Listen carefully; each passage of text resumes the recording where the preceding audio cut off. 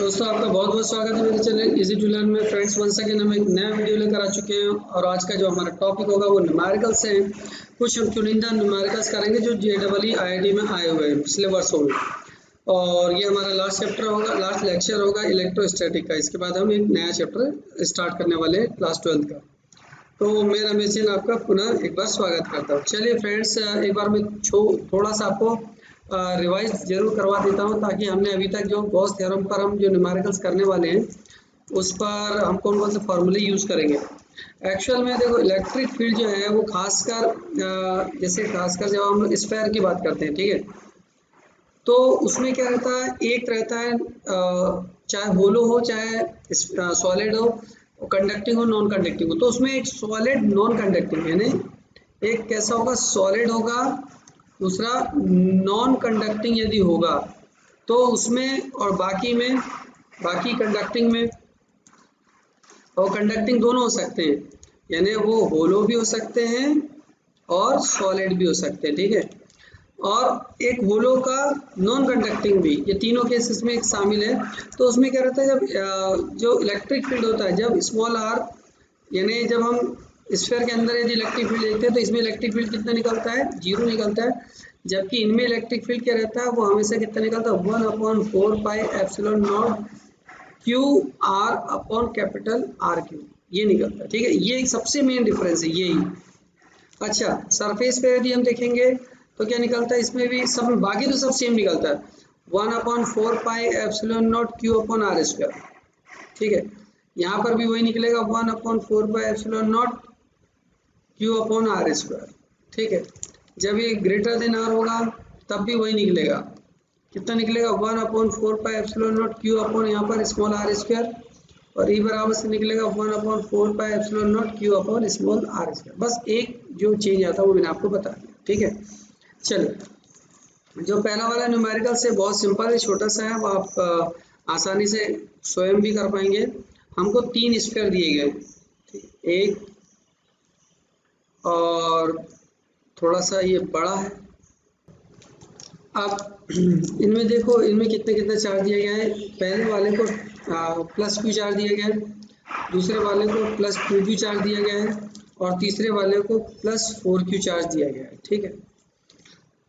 अब इसमें इनकी जो रेडियस पहले वाले की जो रेडियस दी गई है वो है आपकी सेंटर से, ये इसकी रेडियस है r/2, इसकी रेडियस है r, और इसकी रेडियस है 2r, ठीक है।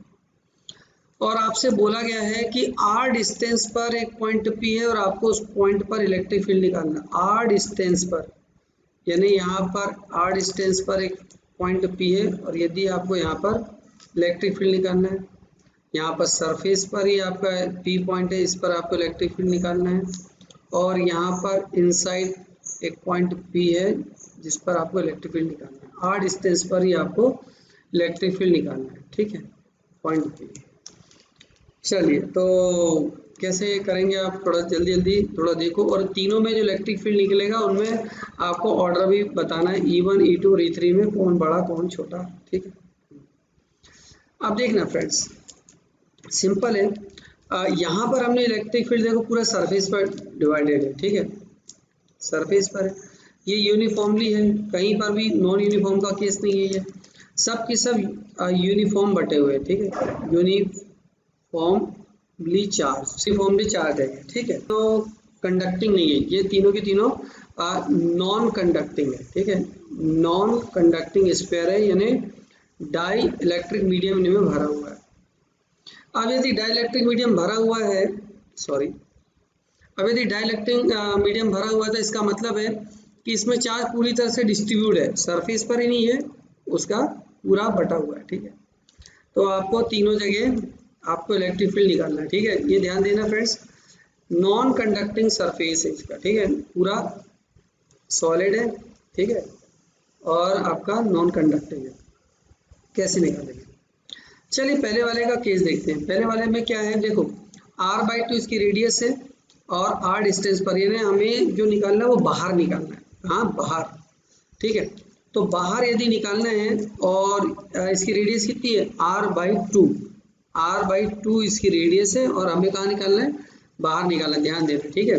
तो हम कैसे इलेक्ट्रिक फील्ड निकालेंगे, तो इलेक्ट्रिक फील्ड E1 बराबर से निकलेगा 1/4πε0 Q अपॉन आर। रेडियस कितनी इसकी, सेंटर देखो यहाँ पर, अब यहाँ पर r/2 रेडियस दी गई है, लेकिन हमें कितनी रेडियस पर निकालना है, r पर निकालना है, ठीक है ना। तो हमें यहाँ पर रेडियस कितनी रखना पड़ेगा, r। तो यहाँ पर ये हो जाएगा r², ठीक है। क्यों, क्योंकि हमें क्या करना पड़ेगा, यहाँ से भी एक सरफेस, आपको पता हो गया होगा, मैंने आपकी पिछली वीडियो में बताया था, ठीक है। यहाँ से हम एक स्फीयर पास करेंगे, है ना, और उस पर निकलने वाले इलेक्ट्रिक फील्ड निकाल लेंगे। चलो, ये तो आपका E1 का हुआ। E2 वाला केस देखो, आप सरफेस पर ही निकालना है, ठीक है, जहाँ सरफेस है वहीं पर ही आपको इलेक्ट्रिक फील्ड निकालना है। तो कितना निकलेगा, 1/4πε0, बिल्कुल बराबर वही की वही होता है, लेकिन यहाँ पर चार्ज Q की जगह कितना दिया गया है, 2Q दिया गया है, और रेडियस तो आपकी r दिया गया, r², ठीक है।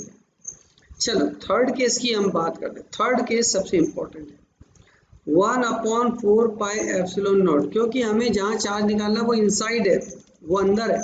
मतलब समझ लो कि यहाँ पर हमें एक ऐसा सरफेस पास करना पड़ेगा जो स्मॉल यानी अंदर है ना। फॉर्मूला आपको याद ना हो तो मैं आपको याद करा दूं, उसका फॉर्मूला था 1/4πε0 QR अपॉन कैपिटल R3, ठीक है, इस टाइप का फॉर्मूला। तो स्मॉल r इन्हें कहाँ, जहाँ निकालना है, तो आपको कितने डिस्टेंस पे निकालना, r डिस्टेंस पे निकालना है, और रेडियस कितनी दी गई है फ्रेंड्स, इसकी 2r दी गई है। तो 2r की पावर कितनी, 3, और साथ में चार्ज कितना दिया गया, इसको 2Q चार्ज दिया गया, ठीक है, 2Q, ठीक है, ये सॉरी 4Q चार्ज दिया गया, 4Q। अब इसको थोड़ा सॉल्व कर ले फ्रेंड्स, E3 को सॉल्व करेंगे तो 1/4πε0 4QR अपॉन, ये इसको सॉल्व करेंगे तो कितना जाएगा, 8R3, ये 4 से 8 दो बार कट जाएगा, तो हमारे पास वैल्यू आ जाएगी 1/4πε0, ये आ जाएगा आपका Q अपॉन, एक R से एक R ये कट जाएगा, तो Q अपॉन 2R² बच जाएगा, ठीक है। यानी हम यदि इसको सॉल्व करना चाहें तो कुछ इस तरह से होगा, 1/4πε0 Q अपॉन R² मल्टीप्लाई 1/2, यहाँ पर दो बार निकाल लें तो E2 बराबर से क्या निकलेगा, 1/4πε0 Q अपॉन R² और साथ में 2, और यहाँ पर निकलेगा E बराबर से 1/4πε0 Q अपॉन R²। तो तीनों का हम आसानी से कंपेयर कर ही सकते हैं कि सबसे बड़ी वैल्यू 2 टाइम्स है ना, ये जो है 2 टाइम्स है, तो मतलब E2 सबसे क्या हुआ, बड़ा हुआ। आप उससे छोटा कौन हुआ, E1 हुआ, और ये तो आधा है, हाफ है, इसका मतलब सबसे छोटा कौन हुआ, E3 हुआ, ठीक है ना, निकाल सकते हैं इसको। चलो बहुत बढ़िया, अगला क्वेश्चन देखते हैं फ्रेंड्स, है ना। अगले क्वेश्चन में फ्रेंड्स आपको एक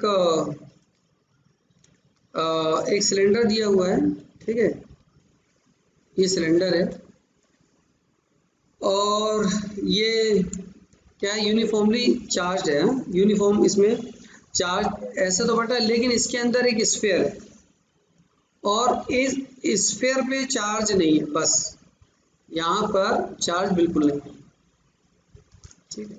यहाँ पर अब आपको बताना है कि इस मान लेते हैं कि यहाँ से आपको इसकी जो रेडियस है, इस सिलेंडर की आपको रेडियस दी गई है r, ठीक है, और इस छोटे से स्फीयर की रेडियस दी गई है r/2, और इस की लेंथ दी गई है l, और आपको बताना है कि इस सरफेस पर इन्हें कितना इलेक्ट्रिक फील्ड बनेगा, इससे कितना इलेक्ट्रिक फील्ड निकलेगा। चलिए तो कैसे निकालेंगे फ्रेंड्स, इसमें फ्रेंड्स एक बात और है कि इसमें आपको इलेक्ट्रिक फील्ड भी गिवन है, वो इलेक्ट्रिक फील्ड है 23 ρr/16 K ε0। हालांकि ये दिया है, हम खुद भी निकाल सकते थे, ठीक है, और आपको पूछा गया ये इसमें के की वैल्यू कितनी है, ये के की वैल्यू निकालना। देखो वो दे दिया है एक अलग मैटर, हम वैसे भी इसका इलेक्ट्रिक फील्ड निकाल सकते हैं। तो कैसे निकालेंगे? तो देखो इसके अंदर तो चार्ज है नहीं, पूरे सिलेंडर पर तो इलेक्ट्रिक फील्ड बटा हुआ है, ठीक है, यूनिफॉर्मली है। तो आप ऐसा करो, सरफेस पे निकालना हमें, तो इस पूरे सिलेंडर में से इसके इलेक्ट्रिक फील्ड को घटा दो तो निकल जाएगा। सो सिंपल, सो सिंपल, समझ गए ना? इस पूरे सिलेंडर में से हम क्या कर देंगे, इस सर्किल यानी स्फीयर के इलेक्ट्रिक फील्ड को सब्ट्रैक्ट कर देंगे, निकल जाएगा। हाँ, और एक बात ये इंपॉर्टेंट है कि इसमें जो इलेक्ट्रिक फील्ड पूछा गया है ये 2r डिस्टेंस पर पूछा गया है। कितना? 2r, यानी 2r डिस्टेंस पर है ये पॉइंट P, इस पर आपको निकालना है। तो देखो अब मैं आपको सबसे सिंपल ये बताता हूँ। सबसे पहले सिलेंडर की वजह से, तो सिलेंडर की वजह से कैसे इलेक्ट्रिक फील्ड निकलेगा? तो आपको इलेक्ट्रिक फील्ड किसकी वजह से निकालना है? सिलेंडर की वजह से, ठीक है। तो कैसे निकालेंगे? इलेक्ट्रिक फील्ड बाहर है ना, ये तो आपका बाहर है, वो भी 2r इसकी रेडियस है। तो फॉर्मूला क्या रहता है? Electric field multiply by surface area, surface area, ठीक है। और यहाँ पर क्या आएगा? Q inside upon epsilon not, यही निकलता है, ठीक है। तो इसके अंदर टोटल चार्ज अभी कितना है? देखो Q मान लो आप, तो कैपिटल Q और epsilon not E multiply surface area कितना है इसका, मान लो 2। अब इसका देखो सरफेस एरिया किससे निकलेगा? ये तो जो रेडियस हो गई ये वाली टोटल रेडियस, सरफेस एरिया ध्यान देना, इसकी रेडियस 2r निकलेगी, क्योंकि यहाँ पर अपने क्या करेंगे, किसकी इमेजिनेशन करेंगे? यहाँ पर हमें एक वो बनाना पड़ेगा, क्या बोलते हैं, एक सिलेंडर बनाना पड़ेगा, है ना। ये सिलेंडर बनेगा, फिर वो सिलेंडर से जाएगी वो लाइन, ठीक। तो यहाँ पर कितना जाएगा? 2πr, क्या 2πr, लेकिन रेडियस की जगह कितना लिखना पड़ेगा? 2r, साथ में इसकी लेंथ कितनी मान लो? l मान लो, ठीक है। अब ये तो हो गया यहाँ तक। अब इसका चार्ज इनसाइड निकालना, कितना चार्ज है इसमें, ठीक है, यही अपने लिए इंपॉर्टेंट है। अब Q इनसाइड यदि हम निकाल रहे हैं तो चार्ज इनसाइड बराबर से कितना होता है फ्रेंड्स? आप याद रखो हमेशा कि रो इंटू वॉल्यूम, क्योंकि क्या होगा, क्योंकि ये पूरे सॉलिड में ही, तो अब रो इंटू वॉल्यूम कितना होगा सिलेंडर का, ये बताओ। इसका होगा पाई आर स्क्वायर, देखो अंदर वाले की बात कर रहे अपन, तो पाई आर स्क्वायर, और उसकी हाइट कितनी? l, Q इन साइड बराबर, चलो तो रख दो। तो यहाँ पर कितना जाएगा? Rho pi R square l upon epsilon naught, ठीक है। और E इक्वल टू यहाँ पर कितना आ गया? 2π/2r इंटू l, l से ये l चला गया, ठीक है ना। और ये पाई से ये पाई भी चला गया, ठीक है। ये एक r से ये एक r भी चला गया, ठीक है। अब क्या बचा? यहाँ रो बचा, यहाँ r बचा, यहाँ एप्सिलॉन नॉट बचा, और यहाँ 2 और 2 4 बचा, ठीक है। तो ये इलेक्ट्रिक फील्ड आ गया आपका सिलेंडर की वजह से, रो r अपॉन 4π एप्सिलॉन नॉट। अब चलिए अपन बात करते हैं, यहाँ इससे r/2 रेडियस का है ये, मतलब मैं दोबारा बना दूंगा, देखो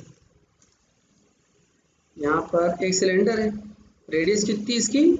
r/2। अब हमें कितनी 2r डिस्टेंस पर एक और क्या रखा हुआ है? सर्किल रखा हुआ है, ठीक है। कितनी डिस्टेंस है इसकी? 2r। अब इस पॉइंट पर कितना इलेक्ट्रिक फील्ड बनेगा? जल्दी से फॉर्मूला बताओ, क्योंकि ये आउटसाइड है, यहाँ पर इसकी वजह से कितना इलेक्ट्रिक फील्ड बनेगा? तो इलेक्ट्रिक फील्ड फॉर्मूला ये हो जाएगा E इंटू यहाँ पर कितना जाएगा? सरफेस एरिया, सरफेस एरिया और Q inside divide by epsilon not, पता नहीं हो, ठीक है ना। चल, इसका स्फीयर का सरफेस एरिया कितना होता है अब आप बताओ।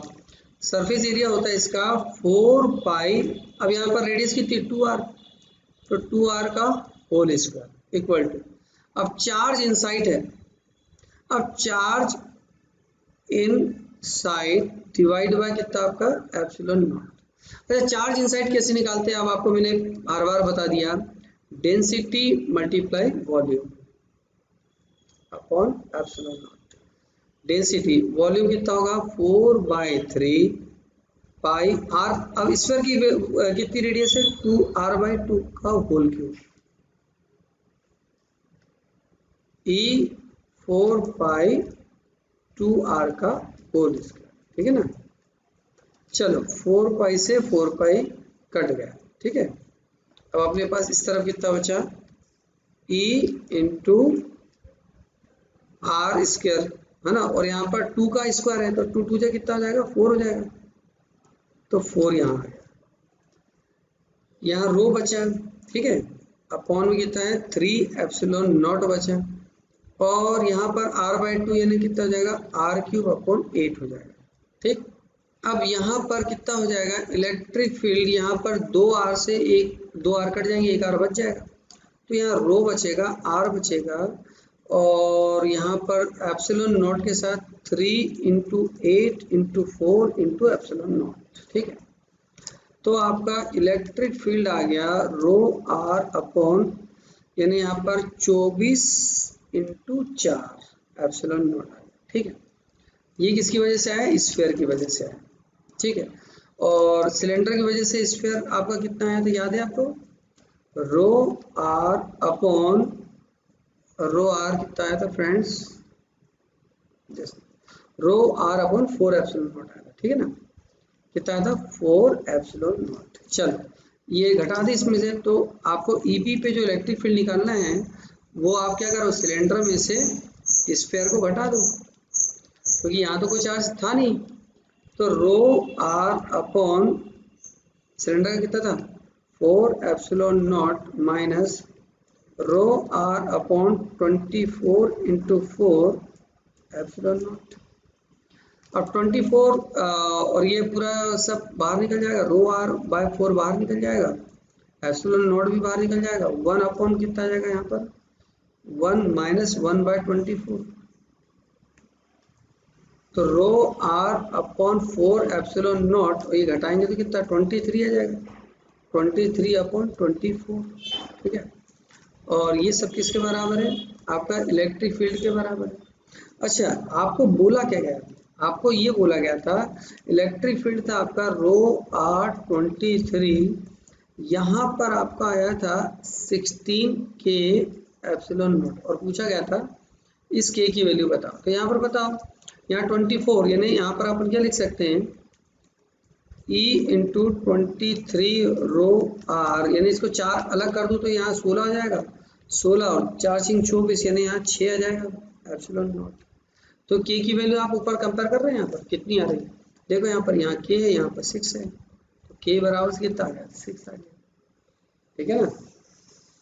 तो इस तरह से फ्रेंड्स हमने इसको, थोड़ा सा ट्रिपिकल था लेकिन कर सकते थे, ठीक है, कॉन्सेप्ट वही लग रहे हैं। चलिए थर्ड क्वेश्चन देखते हैं फ्रेंड्स, ये आया था आपका काफ़ी IIT 2008 में आया था, ठीक है, बहुत ही अच्छा 8 नंबर का क्वेश्चन था ये मार्क, इसमें एक साथ 3 क्वेश्चन थे, तो अपन देखते हैं कैसे करेंगे। उसमें ये दिया था एक स्फीयर बना, ये स्फीयर दिया था और ये बोला था कि ये नॉन यूनिफॉर्मली चार्ज्ड स्फीयर है, ठीक है। और इसमें क्या बोला है कि इसका जो सेंटर है इसमें कुछ इस तरह से, यानी इक्वल तो बटा नहीं है चार्ज, तो अनइक्वल बटा हुआ है, तो उसमें ये ग्राफ दिया गया है, तो ग्राफ में उसमें इन्होंने ये क्लियर किया, देखिए यानी ये वाली जो डिस्टेंस है d, आपका यहाँ पर चार्ज डेंसिटी दी गई है और इस तरफ आपको डिस्टेंस दी गई है और ये वाली जो आपकी लेंथ दी गई है ये दी गई है ए, ठीक है, और ये वाली जो पॉइंट दी गई है ये दी गई है आर, ठीक। यानी इस पॉइंट ए तक जो चार्ज डेंसिटी इक्वल है और उसके बाद रिड्यूस हो रही है, ठीक है। मतलब आप समझो कि यहाँ पर बीच में इन्होंने एक सर्किल बना के दिया है, सपोज करो यहाँ तक है, ठीक है, और ये बोला कि यहाँ से यहाँ तक इसकी सपोज करो डिस्टेंस ये कितनी है डी तक है और यहाँ तक चार्ज डेंसिटी इक्वल है, ये जो पूरे में इक्वल आपकी चार्ज डेंसिटी बिल्कुल इक्वल, ये ग्राफ से आपको समझ में आ रहा है, यहाँ से यहाँ तक बिल्कुल कांस्टेंट है ये यहाँ तक, और उसके बाद ये शार्पली रिड्यूस हो रही है, ये घटती जा रही है, ठीक है। यानी यहाँ पे इसके बाद जो चार्ज डेंसिटी है ये जो है ये एकदम घटती जा रही है, ठीक है। तो अब इसमें बहुत सारे क्वेश्चन थे। क्वेश्चन तो पहला क्वेश्चन ये था कि इलेक्ट्रिक फील्ड एंड ए में आपको रिलेशन बताना है, इलेक्ट्रिक फील्ड और पॉइंट ए में रिलेशन बताना है कि ये इस पर डिपेंड करता है या नहीं करता। समझ में आया? चलिए, पहली बात तो ये मैंने आपको बताया कि ये नॉन यूनिफॉर्म है, मतलब चार्ज डिस्ट्रीब्यूशन बिल्कुल अलग अलग है, तो अपने को इलेक्ट्रिक फील्ड निकालना पड़ेगा। कैसे निकालेंगे देखो, तो सबसे पहले हम लोग क्या मानते हैं, फॉर्मूला ये है, दूसरा जो इलेक्ट्रिक फील्ड निकलता है यदि इस पूरे, देखो यदि हम आउटसाइड की बात कर रहे हैं पूरे, यदि हम बाहर की यदि हम बात करेंगे तो ये पूरे एरिया में तो चार्ज फिक्स रहता है, बाहर में तो कोई फर्क ही नहीं पड़ता है। तो हमें क्या पूछा है, ध्यान देना यहाँ पर कि बाहर यदि इलेक्ट्रिक फील्ड पूछा है तो अंदर वाले से क्या फर्क पड़ेगा। देखो तो यहाँ पर ये फॉर्मूला कितना होगा, 1/4πε0 Q/r²। तो आउटसाइड जो है इलेक्ट्रिक फील्ड किस पर डिपेंड कर रही है, रेडियस पर डिपेंड कर रही है, ए पर थोड़ी डिपेंड कर रही है। मतलब तो यहाँ पर लिखना पड़ेगा electric field is free from A, मतलब ए पर डिपेंड नहीं कर रही है। पहला क्वेश्चन ये हो गया। सेकंड क्वेश्चन ये था, जस्ट मिनट, ये था कि इसकी जो चार्ज डेंसिटी कहां पर मैक्सिमम होगी ये बताना है। अगला क्वेश्चन ये दिया गया है, क्वेश्चन नंबर 2, कि if A is equal to 0 then rho max की वैल्यू बताओ। रो मैक्स यानी आपको डेंसिटी की वैल्यू बताना, ठीक है, डेंसिटी की वैल्यू बताना, रो मैक्सिमम, लेकिन कब, जबकि यहाँ पर क्या है, डेंसिटी दी गई है। अब देखो फ्रेंड, सबसे पहले तो हम ये समझ रहे हैं कि यदि 0 हो गया, मतलब ये वाला जो पॉइंट है ये तो खत्म हो गया, ये घटा के यहाँ ले आए इनने, ठीक है, तो इसमें तो ग्राफ बदल जाएगा। अब यदि ग्राफ बदल जाएगा तो कैसे ग्राफ बनेगा, तो सबसे पहले तो हम इस ग्राफ को दोबारा बनाएं, इस तरह का ग्राफ बनेगा, है ना, और ये डाउनवर्ड ग्राफ बनेगा इस तरह से, ठीक है, और ये जो है आपका आर है, यहाँ पर कैपिटल आर हो जाएगा, ठीक है, और ये वाला पॉइंट डी हो जाएगा, और ये जो डेंसिटी है रो है इस तरफ, ठीक है, इसको मान लेते हैं थीटा, ठीक है। अब यहाँ पर रो के बीच में हम एक बार देखें, ये एक स्ट्रेट लाइन का इक्वेशन है। स्ट्रेट लाइन क्या फॉर्मूला क्या था, y बराबर से mx प्लस सी, वाई एक्सिस पे क्या आपका रो है, और m क्या होता है आपका पता है ना, यहाँ पर टेंजेंट लाइन होता है ना, ये एंगल होता है, कितना बेंडिंग है यहाँ पर, यानी यहाँ पर tan थीटा लिख सकते हैं, और चूंकि नेगेटिव है क्योंकि डाउनवर्ड है इसलिए माइनस में, और x एक्सिस पे आपकी क्या है r है, प्लस सी, यानी y एक्सिस पे इंटरसेप्ट कितना d है इसमें, और आपका tan थीटा की वैल्यू कितनी आएगी, परपेंडिकुलर अपॉन बेस, यानी d अपॉन r, सॉरी यहाँ पर हाँ ये आ जाएगा d अपॉन r, और यहाँ पे x एक्सिस पे स्मॉल r लेना है, ठीक है, तो रो बराबर से आ जाएगा minus d upon capital R small R plus D, आगे पीछे कर लेंगे तो D minus D R upon capital R. ठीक है, ये रो की वैल्यू है। अब अपने को चार्ज डेंसिटी निकालना है, तो सबसे पहले तो अपन देखेंगे इलेक्ट्रिक फील्ड कितना है। इलेक्ट्रिक फील्ड जो है स्फीयर की वजह से, मतलब वहीं पर मैं आपका स्फीयर बना दूं, ये स्फीयर। ठीक है, अब ये तो नॉन आपका इक्वल है नहीं, ये सब अलग अलग बट रहा है यहाँ पर, तो हमें क्या मानना पड़ेगा, वो एक एलिमेंटल रिंग वगैरह मान के हम लोग कर सकते हैं। ठीक है, कैसे करेंगे, फॉर्मूला क्या है हमारे पास, electric field divide multiply surface area, surface area charge inside divide by epsilon naught. अब यहाँ पर सरफेस एरिया देखो, यहाँ पर क्या है, आर है। ठीक है, कैपिटल आर, तो ये कितना जाएगा 4/r², 4/r², और Q inside upon epsilon not. अच्छा, एक बात मैं भूल गया फ्रेंड, इसमें एक और वैल्यू भी गिवन थी आपकी, कि यहाँ पर आपको चार्ज बराबर से ZE दिया गया था, मतलब जो चार्ज है वो चूंकि अनइक्वल तो था ही, तो वो ZE के अनुसार चेंज हो रहा है। ठीक है, ओके, यहाँ तक तो क्लियर है। अब अपन क्या करेंगे, यहाँ पर एक पतली एलिमेंटल रिंग बनाते हैं। ठीक है, अंदर ही, और उसकी डिस्टेंस अपन क्या बना लेते हैं यहाँ पर, ये अंदर। ठीक है, छोटी सी एक रिंग बनाते हैं, तो इस रिंग के कारण कितना इलेक्ट्रिक फील्ड बनेगा, और अपन इस आर को क्या कर देंगे, यहाँ से यहाँ तक डिफ्रेंशिएट कर देंगे, है ना, 0 से लेकर आर तक डिफ्रेंशिएट कर देंगे, अपने को निकल जाएगा जो क्यू इनसाइड आपका निकलना है। क्यू इनसाइड कैसे निकलेगा, अपन क्या करते हैं, इस छोटे से में यहाँ पर कितना जो चार्ज निकल रहा है वो निकाल लेते हैं, और उसको इंटीग्रेट कर देते कहाँ से कहाँ तक, 0 से लेकर आर तक, वो निकल जाएगा, अपना काम हो जाएगा। ठीक, चल, तो अपने को ये मेन काम करना है ना। अब डी क्यू कैसे निकलेगा, सबसे पहले तो ये देखिए, अपन डी क्यू निकालने के लिए क्या करना पड़ेगा, तो इसकी डिस्टेंस अपन ने कितनी माने, x माने, है ना। तो फॉर्मूला क्या होता है, चार्ज डेंसिटी का फॉर्मूला बताओ, चार्ज डेंसिटी रो बराबर से कितना होगा, चार्ज अपन वॉल्यूम। अपन ने इतना सा कितना इसका देखो x डिस्टेंस माने, तो इतने का सरफेस एरिया कितना हो जाएगा बताओ, 4πx²। ठीक है, क्योंकि x है ना डिस्टेंस, और उसकी विड्थ कितनी मान लेते, हाइट कितनी मान लेते, dx, 4πx² into dx।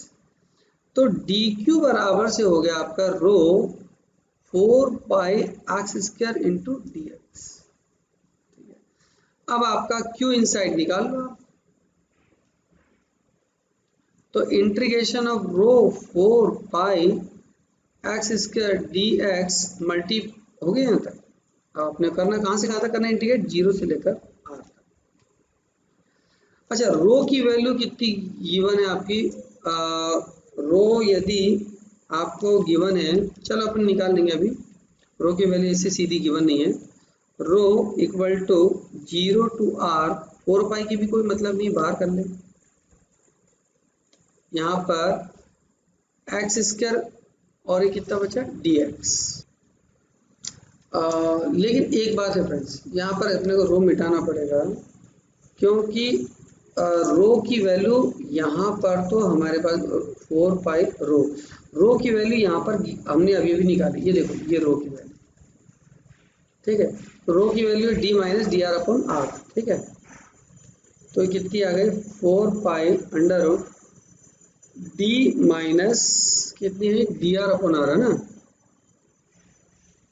D R upon capital are, और यहाँ पर कितना है आपका देखो x² इंटू dx। ठीक है, चलिए, तो अब इसका ब्रैकेट ओपन कर दें तो कितना बचेगा, 4π integration of D x² dx। एक पार्ट तो ये हो गया, और दूसरा ये आर है तो आर की जगह भी एक्स मानना पड़ेगा फ्रेंड्स, क्योंकि डिस्टेंस तो एक्स है ना। तो D X upon R multiply में कितना आपका X square into D X. चलिए इसका इंटीग्रेशन कर देते 0 से लेकर आर तक। 4 पाई तो होल कॉमन है आपका, या डी बी का चलो डी भी कर सकते थे यहाँ पर, ये डी भी कॉमन कर लेते हैं, ठीक है।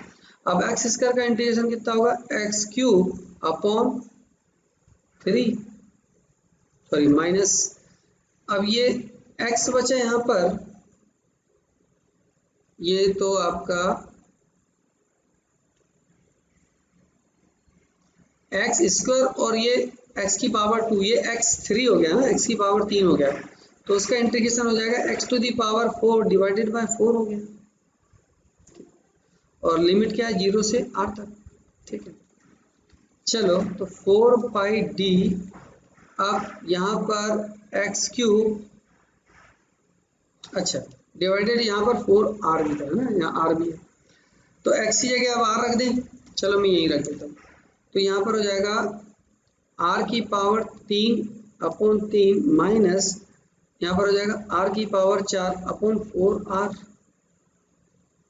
एक r से एक r कट गया, यहाँ 3 बच गया, तो 4 पाई d यहाँ बच गया r की पावर 3 अपॉन 3, r की पावर 3 अपॉन 4, और इसको सब्ट्रैक्ट कर ले थोड़ा सा, तो ये आ जाएगा 4 पाई d, और r की पावर 3 बाहर निकाल लो, 1/3 माइनस 1/4, 4 पाई डी आर क्यूब, यानी यहाँ पर 4 में से 3 का तो 1 बचेगा, इंटू 12 आ जाएगा, और ये 3 बार कट भी जाएगा, तो आ गया डी आर क्यूब अपॉन 3, ठीक है, और साथ में क्या पाई डी आर क्यूब अपॉन ई, ये आपका है चार्ज इन साइड बराबर, ठीक है ना। और एक्चुअल में इसकी वैल्यू है कितनी, चार्ज इन साइड की वैल्यू कितनी, जेड ई के बराबर, पाई डी आर क्यूब अपॉन 3। और आपको तो वैसे डी की वैल्यू ही पूछा था, इलेक्ट्रिक फील्ड तो पूछा नहीं था, क्योंकि मैक्सिमम डेंसिटी निकालना था, तो डी बराबर से कितना निकल जाएगा, 3ZE upon pi are cube, ये आपकी वैल्यू निकल जाएगी। और इलेक्ट्रिक फील्ड पूछा होता, जैसा कि सामने दिया भी था, तो आपका क्या था, आपका क्यू इनसाइड तो निकल ही गया, पाई डी आर क्यूब अपॉन कितना है 3 आ चुका है, और मल्टीप्लाई में कितना है, और यहाँ पर 4 पाई कितना जाएगा, 4 पाई कैपिटल आर स्क्वायर हो जाएगा, बस एक आर से एक आर आपका, यानी 2 आर से कट जाएगा यहाँ पर, तो इलेक्ट्रिक फील्ड आ जाएगा आपका 1/4 पाई epsilon not pi D R upon कितना जाएगा 3 आ जाएगा, ठीक है। चलिए तो थोड़ा सा आप कैलकुलेशन करना पड़ा, लेकिन निकल गया ना, 3ZE पाई आर क्यूब, ये आपका मेन आंसर पूछा गया था, ठीक है। अब एक और इसका क्वेश्चन है फ्रेंड्स, थर्ड क्वेश्चन, तीसरा क्वेश्चन भी पूछा गया था, उसमें क्वेश्चन लिखा था friends, the electric field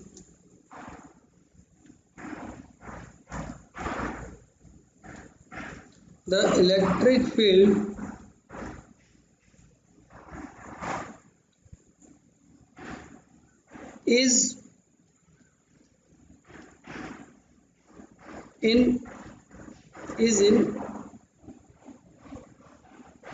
nucleus and observed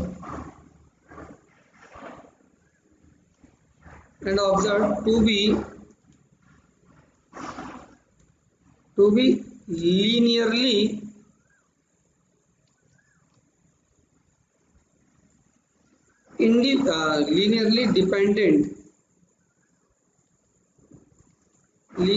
dependent of R. This mean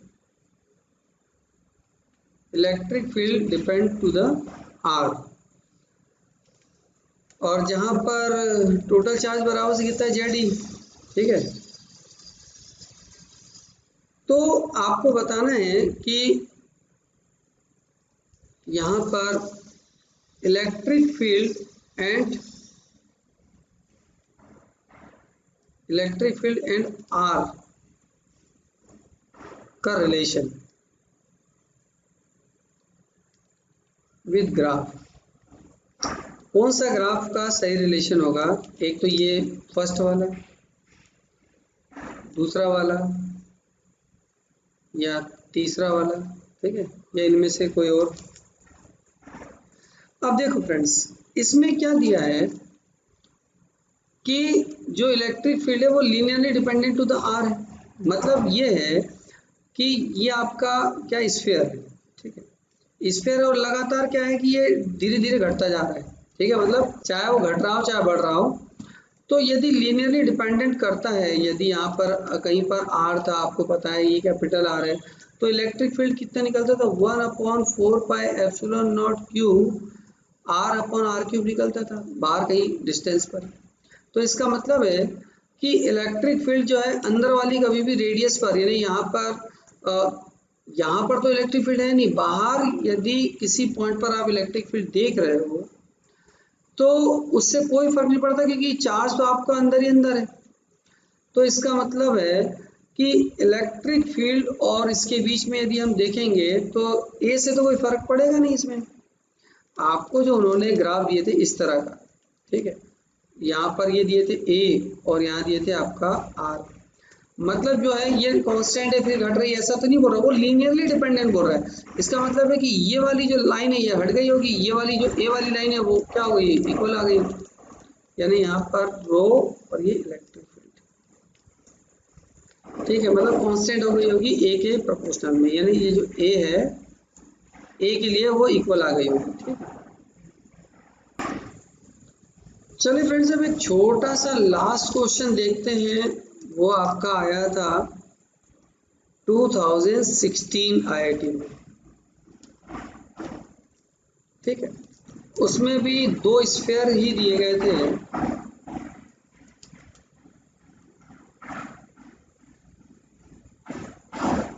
ये दो स्फीयर दिए गए, ठीक है, अंदर वाले की रेडियस ए दी गई है, बाहर वाले की रेडियस बी दी गई है, ठीक है, और ये दोनों को कहा गया है ये कोसेंट्रिक है, मतलब कोसेंट्रिक का मतलब इनकी जो सेंटर है वो एक ही है, ठीक है। दूसरा बोला गया ये नॉन यूनिफॉर्म है, मतलब चार्ज डिस्ट्रीब्यूशन अलग अलग हुआ है। बस इतना जरूर बोला गया है कि रो बराबर से बोला गया है ए अपॉन आर है, और जो आपका डिस्ट्रीब्यूशन है, यानी यहाँ पर जो डिस्ट्रीब्यूशन है ये आपका यूनिफॉर्म है। तो आपको बताना है कि ये वाले इस एरिया में आपकी ए की वैल्यू कितनी होगी, यानी ये जो इक्वल एरिया है, यहाँ पर चार्ज डेंसिटी में कोई चेंजेस नहीं आया, यहाँ से यहाँ तक आया, इसमें नहीं आया। अब नॉन यूनिफॉर्म में तो कैसा भी कैसे हो सकता है, तो आपको बताना है कि ये ए की वैल्यू क्या होगी। तो अपन क्या करते हैं, बाहर वाले यानी बी के लिए सॉल्व करते हैं, ए के लिए सॉल्व करते हैं और दोनों को घटा देते हैं, ठीक है। क्या बोला मैंने, समझ में कि फ्रेंड्स आप दोनों के लिए इलेक्ट्रिक फील्ड निकालो, ए के लिए इलेक्ट्रिक फील्ड निकालो, बी के लिए इलेक्ट्रिक फील्ड निकालो और दोनों को घटा दो, ठीक है। तो आपको बीच वाला निकल जाएगा, इस पूरे में से इसको घटा दो तो आपको ये यूनिफॉर्म इलेक्ट्रिक फील्ड मिल जाएगा कितना है, ठीक है।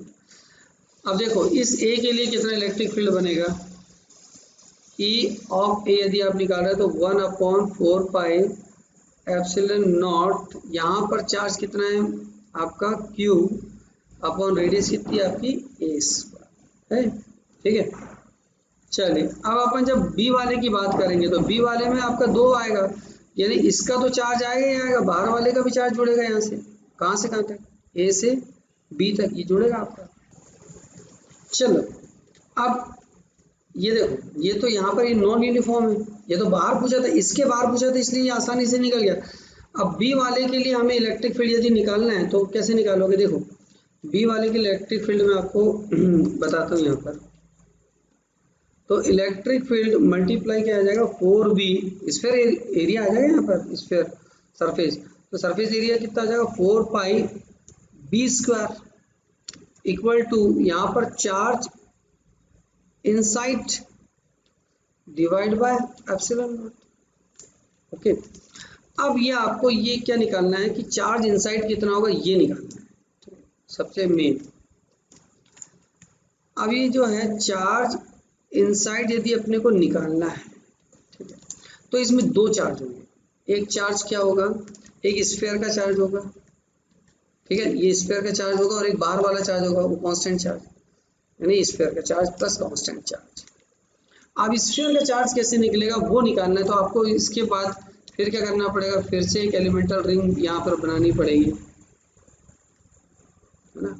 मतलब यहाँ पर क्या बनानी पड़ेगी, एक एलिमेंटल रिंग